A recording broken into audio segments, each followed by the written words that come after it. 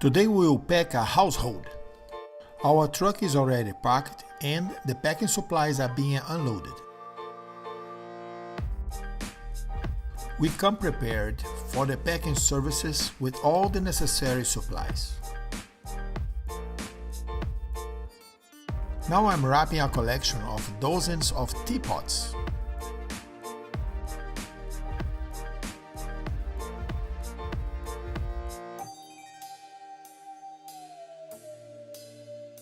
We put a layer of bubble wrap in the bottom of every box.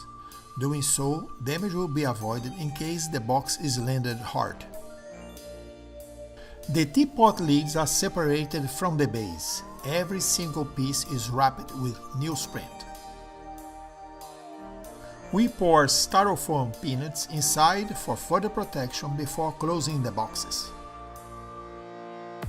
Delicate items are packed inside of small boxes. This is very important to avoid damage during stacking and transportation. If you need packing services, call or WhatsApp us at 954-445-4357. You can also visit our website at helptomove.com. The word help, the number 2, the word move.com. For more videos like these, subscribe to our channel. God bless America.